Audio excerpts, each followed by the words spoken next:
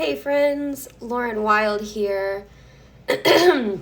Excuse, just heads up, I am recovering from a sinus infection.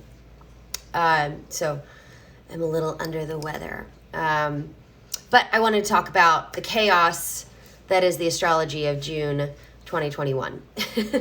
I had these grand visions of grandeur, is what I'm liking to call it. Very much all of the Mercury retrograde square Neptune and Jupiter in 1 degrees of Pisces. So June 2021 is akin to January and February of 2021. Really intense, y'all. I cannot emphasize how intense the month of June already is and is going to be energetically and astrologically. So for those of you guys that are new, I see all of you guys joining. Hello. Good morning. It's important to understand that really and truly all astrology is the language of energetics.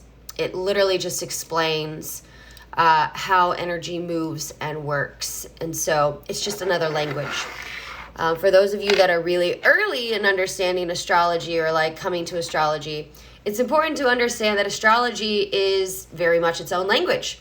So don't get discouraged if you look at a chart and you're like, what the hell? Or learn your sun, moon, rising, and all of a sudden you're like, I know nothing. Welcome to the esoteric mystical arts. We know nothing. That's the first thing to really become aware of. But just remember, it would be like going to a Spanish class and expecting to learn all of Spanish in like your first class. It's not going to happen. It takes years of study and growth. And this is my shameless pitch here. And in exchange for that, I will tell you guys all about July. And that is, I still have a few spots left for my readership program. It's a year-long program to learn how to look at charts, how to read charts, advanced astrology, and wild circle facilitation. So if you guys are interested in any of that, go to my website, laurenwild.com. You'll see where it says which school at the top. Just click on that, read about it, and if you're interested, there's an application process. Just check that out. So, all right, let's get into June. So June started off real strong because we have been in the total supermoon lunar eclipse at 5 degrees of Sagittarius on the 26th, okay? Now, lunar eclipses always correspond to a full moon, and it just happened to be the biggest full moon of 2021. So no big deal. And then it also happened to be a total solar or lunar eclipse. Lunar eclipses are release. They are letting go. Just like full moons are the culmination of something, okay? So what you want to look back at is 6 months previous when the new moon was in Sagittarius, because in some way it was the culmination of something that you planted in that new moon in Sagittarius time zone, right? So anytime that we are looking for culmination of anything, in terms of our spells, our intentions, our desires, you really want to look back at the new moon when it comes to a full moon, because the full moon is the full clarity of it, the release of something, the manifestation, the culmination of something, the like shine, light being shined the brightest on it, okay? So you want to look back at what you called in or were working on at the new moon in Sagittarius last fall, which is 2020, right? I'm like, I don't even know what year it is. Then you want to understand that solar eclipses are the time that you call things in. Lunar eclipses are a time to let go. If you want to know more about this particular kind of manifestation work in magic, I encourage you to check out my podcast, The Church Witch, where I talk a lot about spell work and manifestation, and that is we should be banishing and releasing like a 4-to-1 ratio of what we're calling in. honestly, especially if it's something physical. A little different if it's like, I'm calling in joy, I'm calling in gratitude. Those are different states of existence. But if we are like actively trying to work something, usually we have to let some previous vision go in order to make space for the new one. You can? So it's very much about understanding that your words matter, your spells matter, and that is, your yeses are just as much of a banishment as your no's. So this lunar eclipse has been all about this major letting go. So if you're like me, you've probably felt like there's just all of this energy leaving you. One of my psychic teachers always tells me that like sickness or like a knee pain all of a sudden building, a urinary tract infection, she thinks that all of those are purging, right? Like you're letting something go. I got super sick, lungs, right? And then my partner is a Qigong instructor and practitioner, was teaching us about lungs and how our lungs have the capacity to radiate boundaries around us. And like this whole thing has affected my lungs, and how I really think I'm letting go of these old shitty boundaries that I've had, these needs for people to like approve of me or whatever. And I've been letting that stuff go for a while, but I really feel it like moving out of me. So I would ask you, what has been moving out of you? What have you been releasing? For some people, it's been money. Anytime there's some aspect of Sagittarius and Gemini, Gemini is about commerce, right? So there could be an aspect of like money. Sagittarius is also legalities, like the law. Religion, old mindsets, religious doctrines, also a big one, because Sagittarius rules like teaching, preaching, guru, spirituality, higher mind, right? So a letting go of some sort of theology could also be a big part of this for some people, okay? Now, in terms of, the eclipse, if you're in my coven, I have a longer video that's all about the eclipse. You can check that out also on my website. Sorry, this is my cat, Maui, that really doesn't like to be left out. So Maui, stop. So when it comes to our aspects of the solar eclipse, this is where we're calling something in. Okay, we're getting a new beginning because it's a new moon. So we really start to see the culmination of those new beginnings over a 6-month period of time. Then we'll hit the full moon in Gemini, okay? So that's just your basics of working the energy, right? So this is a new opportunity to call something in. You want to look at 19 degrees of Gemini, okay? Now, in terms of the month of June, it's a big deal, right? So I'm going to kind of just like read them out to you because I wrote them down. So on June 2nd, third quarter moon at 11 degrees of Pisces, right? So this is this major letting go. Anytime we have third quarter moon, it is a time of banishment and release. So, that's Pisces. And so it's, setting us up to move to that new moon in Gemini, which we will have on the 10th. Good morning, P&W Witch. I'm just now looking down. Okay, Maui, you're very distracting, and I love you so much, but he is like, okay, all right, okay. Then on June 3rd, we had the sun in Gemini and a trine to Saturn in Aquarius. So anytime we have a trine, it means that it is the aspect of one element connecting to the other element. We also had Venus trine Jupiter that day. So we had a trine to the air element as well as the water element. Lots and lots of stirring thoughts, lots of mutable energy in the heavens and the skies right now, because we've got 2 planets in Pisces, right? We've got Jupiter and Neptune. Oh my gosh, Maui, I love you, but you have to go. You're distracting me, just like Solomon. And Jupiter and Neptune, that's a whole other conversation we will have about Jupiter transiting Pisces and conjuncting Neptune next year. That's another conversation for another time. But we are going to see Jupiter station retrograde this month. And so there's a couple of things that I want to really lock in to leave you guys with. If you're interested in learning these things, and how to apply them, I really encourage you to check out my Patreon, or even more so my Coven, because I go into a lot more detail. But it feels like a public service announcement to tell you guys about June, so you don't think you're insane. It could make you feel insane because there's so many changes that are coming. So with the aspect of Jupiter and Neptune in Pisces, it's like surfing emotions. It's very mutable, okay? Then we've got the sun, moon, and the moon will be in the moon will be in Gemini during the solar eclipse. There'll actually be a cazimi that day. But the new moon means that the sun and moon are conjunct.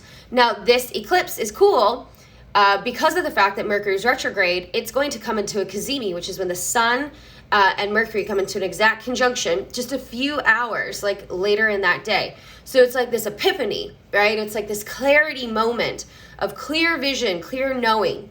It's just a very quick transit. Like it'll be over in a few hours. It's very quick because Mercury moves very fast. But the fact that we're going to be in an applying aspect with that cazimi all day, the day of the solar eclipse, means that we're moving into clarity, okay?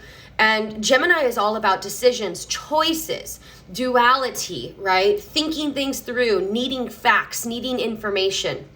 So we should be getting a lot of information, right? So that's important to note as well. But during all of this, we have 5 mutable planets in the sky, which means everything is changing. It's very, very mutable. It's very capable of changing over and over and over. And you just have to be ready to be flexible. So for example, I did everything in my power to try to prevent Mercury retrograde from affecting my business because it's all online. And lo and behold, despite my greatest effort, my scheduling software malfunctioned and allowed 9 people to schedule when they weren't supposed to. Then I had to reschedule 9 people and make space again and fill spaces that were supposed to be for my book writing process. And it is what it is, right? But it's just like, okay, I just got to trust the flow of it. I can't fight it. So it just boils down to fluidity. And Spirit gave me this mantra about 6 years ago when I was even still a Christian, and that is flow over force, right?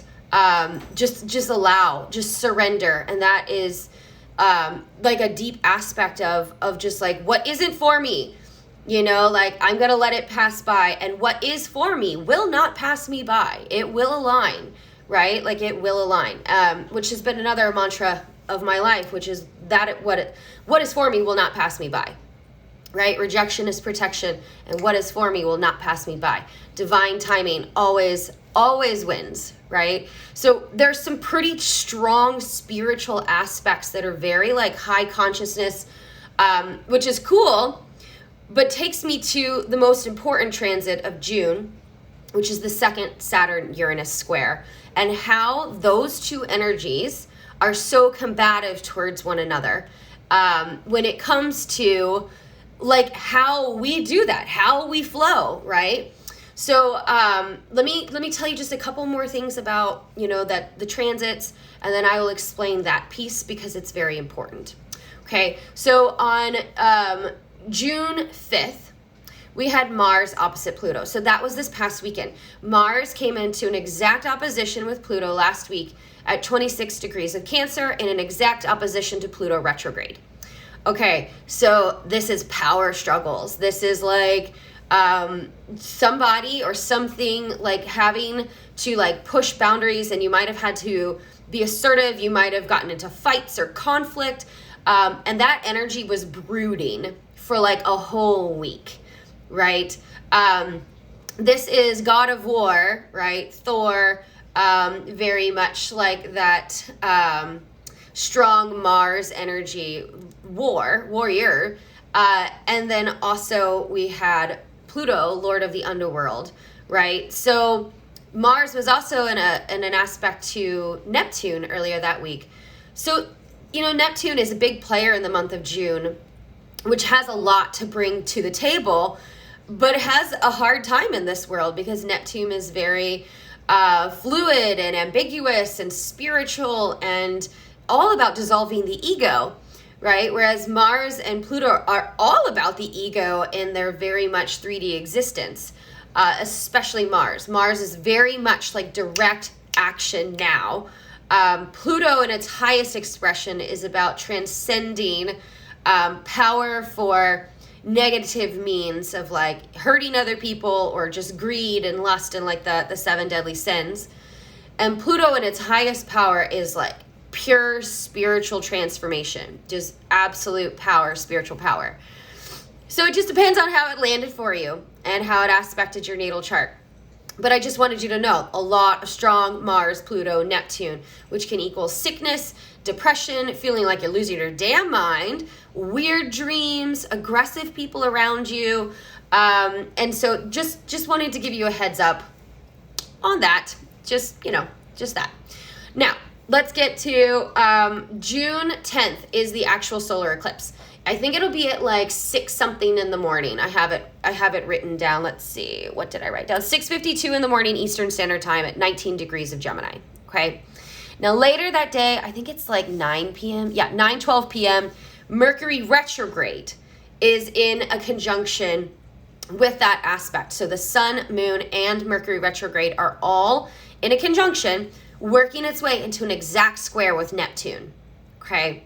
So like the way that these like epiphanies are going to come to you are going to be very weird. Could be a dream, could be a song that comes to you, could be art. But because of the aspect to Neptune, it's deeply spiritual and non-linear. Okay. It is not of this world. It is very supernatural, very strange, which I love strange and weird. But for some people it might freak them out because Neptune. All right. Neptune is all about dissolving the ego. And like in the 3D world, egos help us survive. So, that's a whole other tangent in itself. But I'm just wanting you to know that because of Neptune's influence there, something is going to dissolve. Something is either been dissolving and is going to dissolve fully, or is going to start the process of the next 6 months of dissolving something slowly but surely. Okay. All right. Then we have on the 13th, Venus is going to sextile Uranus. So Venus is in Cancer.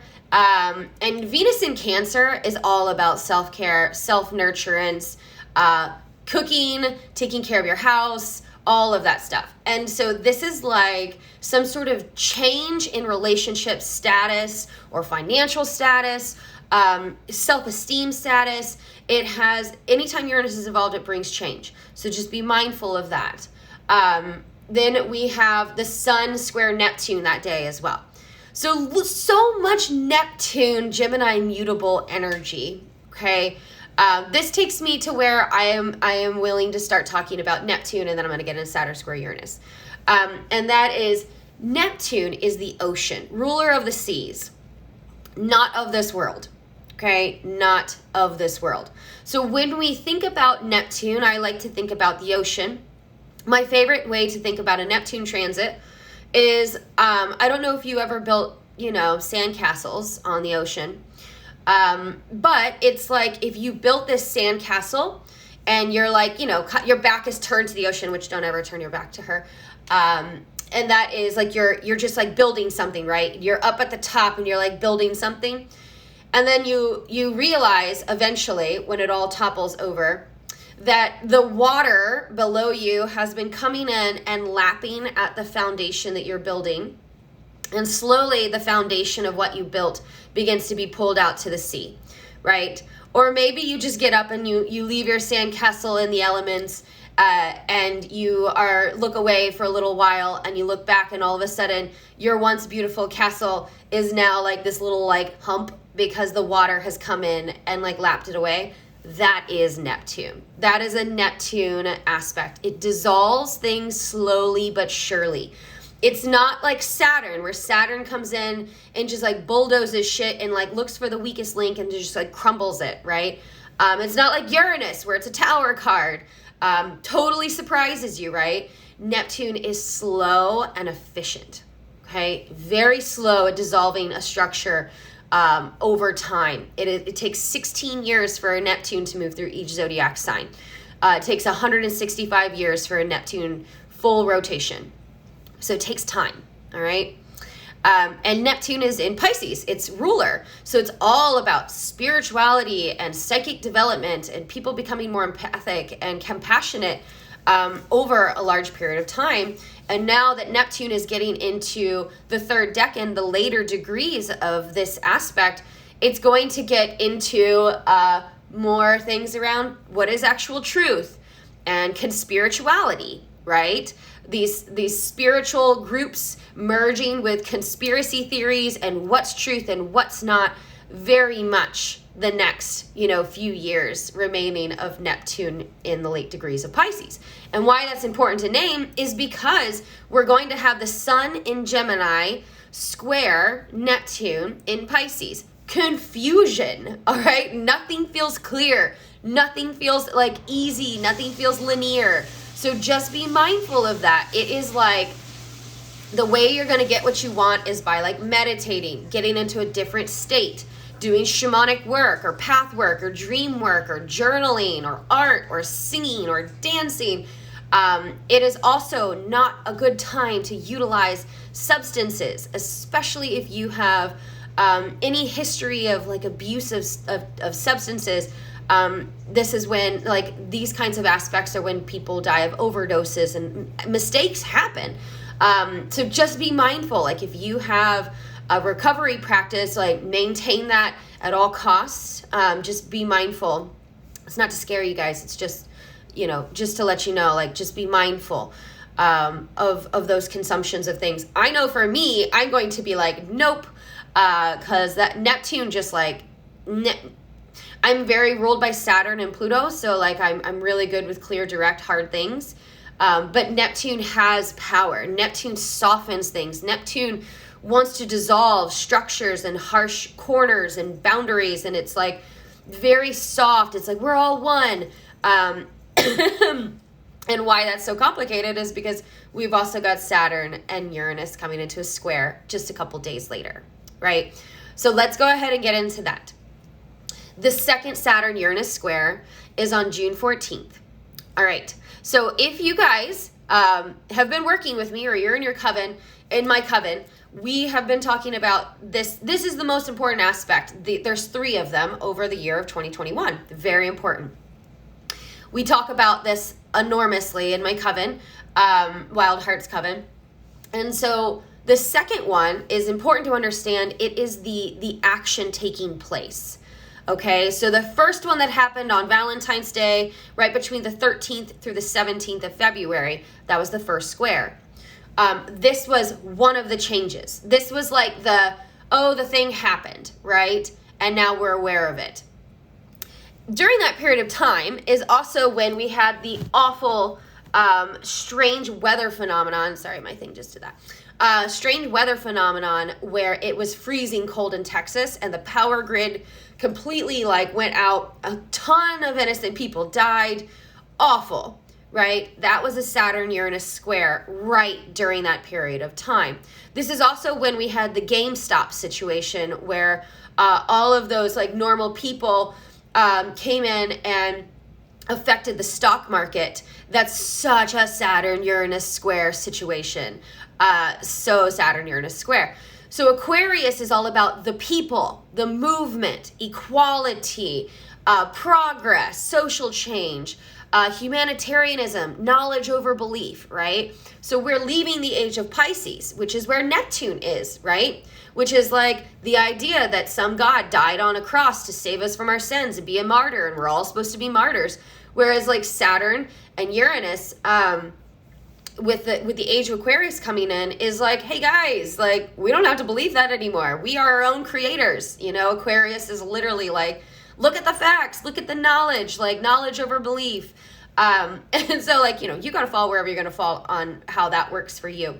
But it is important to understand that, we are only about 80 years into a 2,000 year reign of the age of Aquarius. And in the midst of half of that, 1,000 years of that, our Earth is moving through the photon belt, which is light body, which means all of these light codes are literally pouring in to our Earth's atmosphere and therefore our psyches, our physical bodies, which is literally lightening our bodies. It is bringing a higher frequency into our bodies, and it feels very uncomfortable if we have a lot of gunk and a lot of karma and a lot of just like, and what I mean by karma is just like human things, time, debt, money, like fear, worry, anxiety, sickness.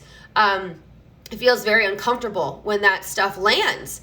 And so it's just understanding that like the age of Aquarius is all about moving out of these kind of archaic ways of thinking, believing, and moving into technology and advancements of progress and, you know, seeing everything as a spectrum versus like one box or the other. Okay. So why this is important is that the second square says, how are you taking action around this? Okay. The first one started 6 months ago. The second one is like, all right, well, where are you in the process? How are you taking action? Now, what's interesting is that, you know, Saturn is already retrograde. Uranus is not. Uranus will station retrograde in August.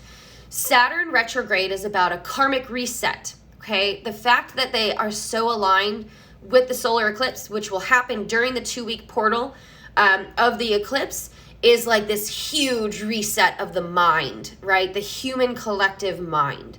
How we think, how we speak, how we dress, how we wash our hands, how we communicate, what we're learning. Literally, early education is changing. And so it's like, great. It's super great. But Saturn, Uranus squares, because Saturn is the rulership in this, says this is not a year of trusting luck and windfalls to get you by.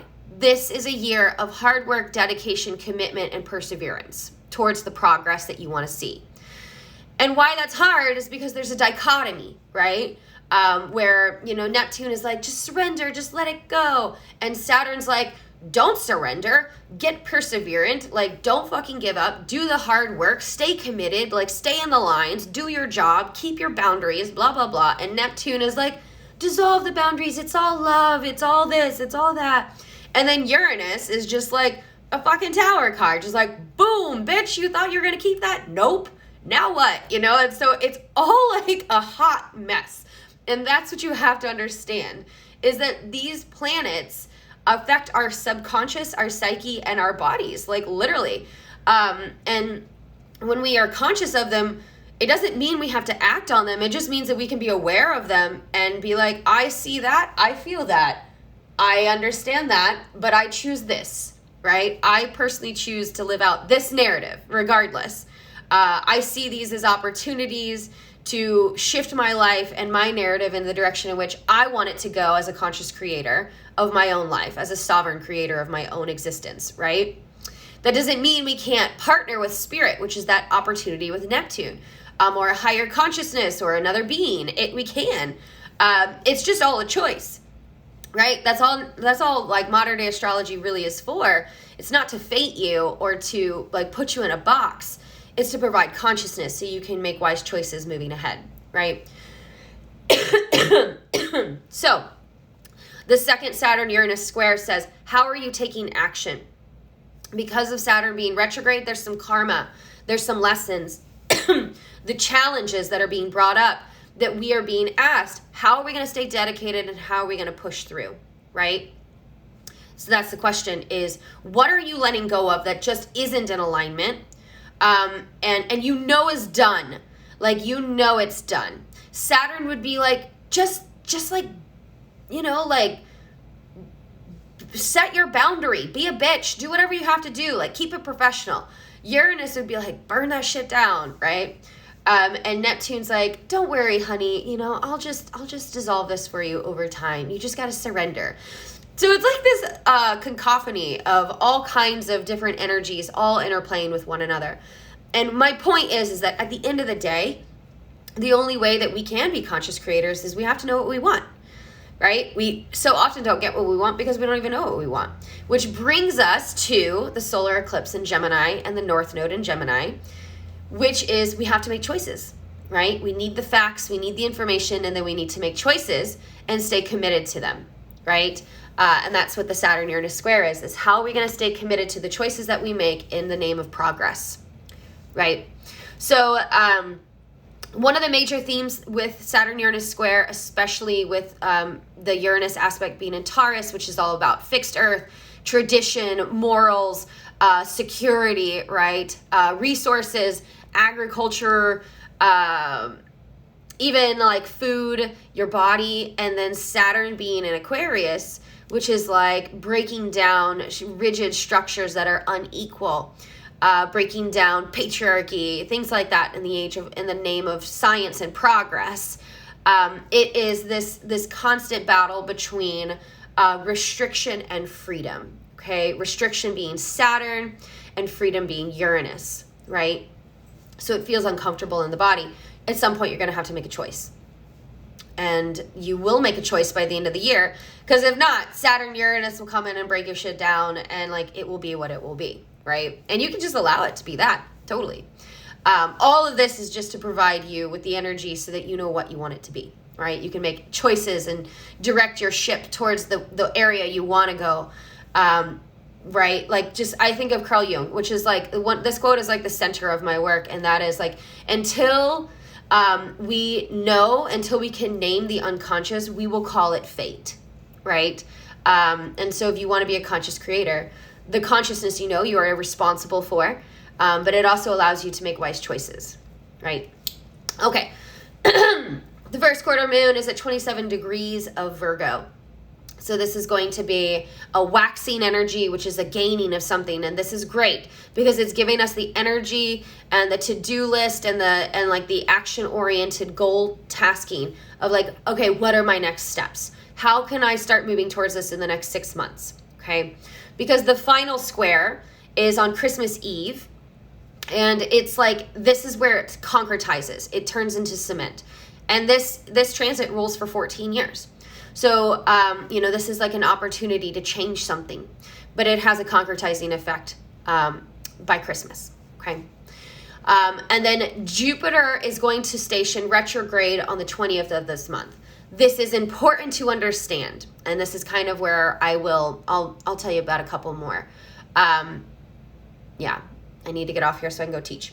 But, I mean, I could talk about this forever because June is so pivotal in this year.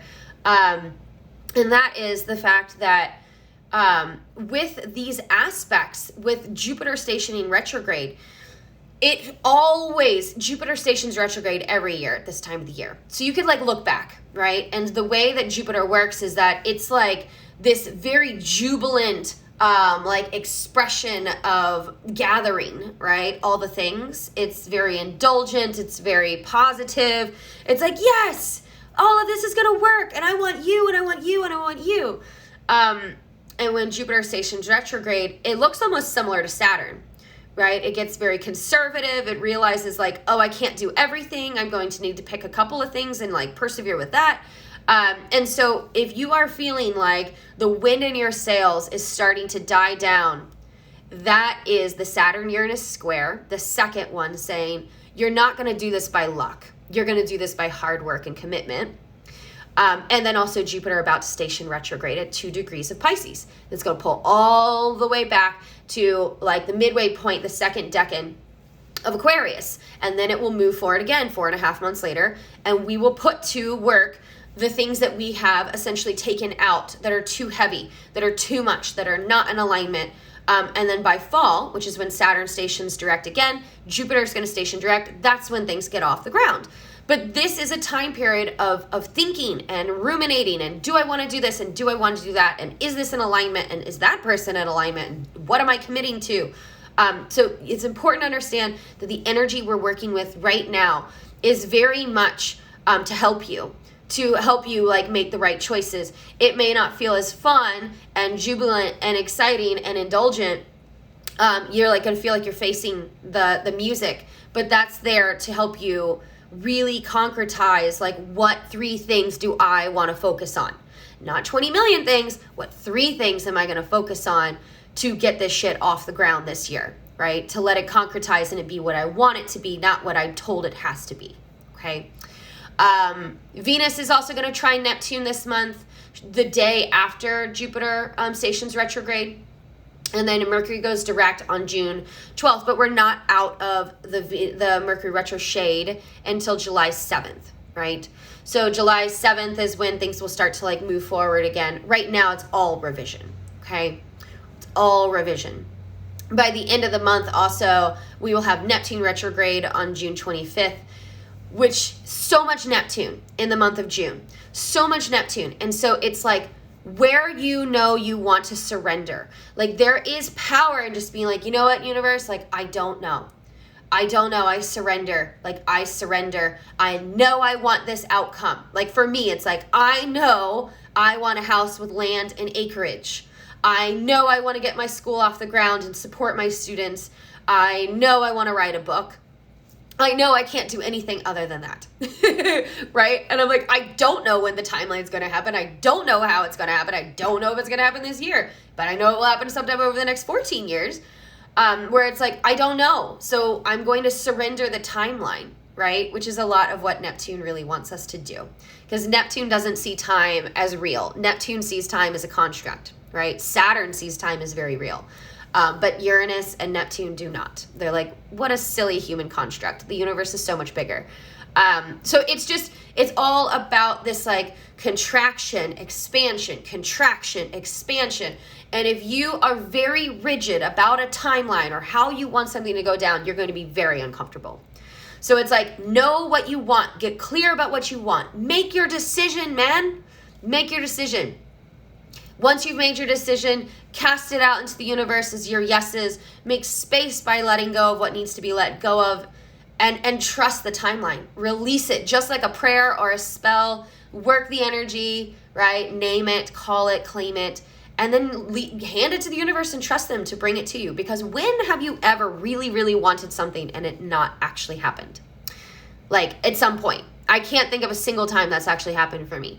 Whether it was 20 years, 5 years, 2 days, I can't think of a single time that something that I really, really desired, authentically wanted and desired, didn't happen, right? So it's patience, it's trust, and at the end of the day, surrendering it over to spirit. So hopefully this is helpful for you guys. Again, if you are interested in learning astrology, tarot, all of these things that I'm talking about, check out my school, Wild Alchemy Modern Mystery School. Go to laurenwild.com and you can reach out there. Thank you guys so much for checking in, and I will see you guys next time. Okay, bye.